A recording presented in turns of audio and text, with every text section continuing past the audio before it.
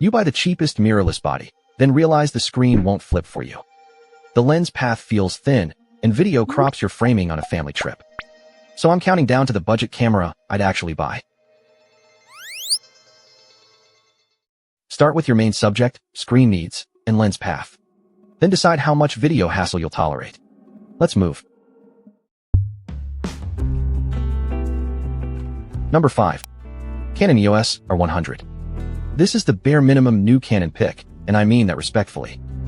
I'd choose it for a beginner who wants an APS-C mirrorless body and RF lens access. The real value is the system door it opens. It works with the same lenses as the Canon EOS R50. Your first lens doesn't become a dead end. But the body is where Canon saves the money. There's no articulated screen, and burst shooting trails the R50. 4K tops out at 24 frames per second with a heavy crop. So I wouldn't buy it for vlogging or fast kid sports. Skip it if the R50 is within reach.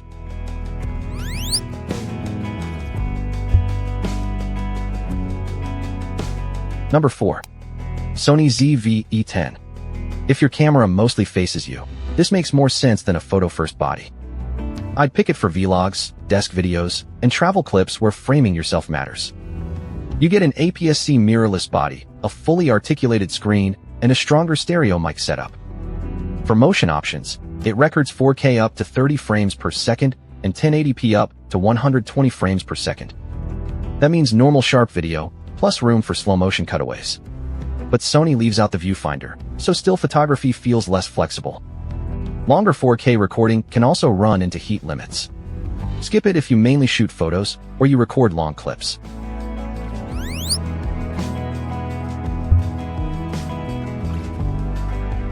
Number 3.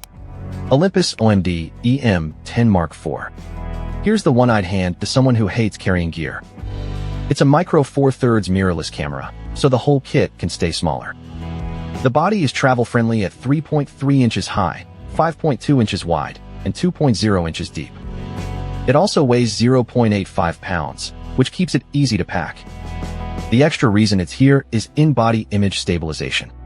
That helps handheld shooting feel steadier without making every lens bigger. But the smaller sensor is the trade-off against APS-C rivals.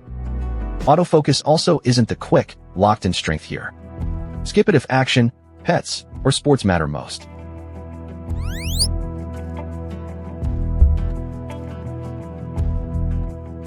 Number 2. Sony α6-400. This is the budget pick for buyers thinking past the first kit lens. I'd choose it if you want an APS-C mirrorless body and a deeper E-mount upgrade path. The proof point is the lens library, including plenty of third-party options.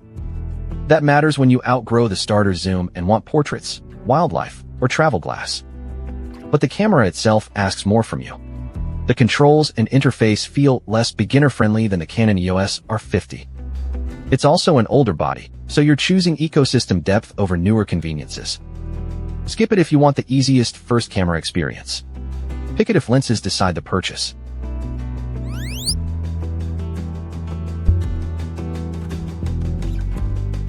Number 1. Canon EOS R50. Here is the budget mirrorless body I'd buy for most first-time camera owners. It hits the practical stuff without feeling like a punishment camera. You get an APS-C mirrorless body, a fully articulated screen, and a compact SLR-style shape. It's small enough to carry at 3.5 inches high, 4.6 inches wide, and 2.7 inches deep. At 0.83 pounds, it won't make a simple day bag annoying. The trade-off is the Canon RF APS-C lens path. It's workable, but not as broad as Sony E-mount today. It also skips log recording for deeper video grading. Skip it if lens variety is your top priority.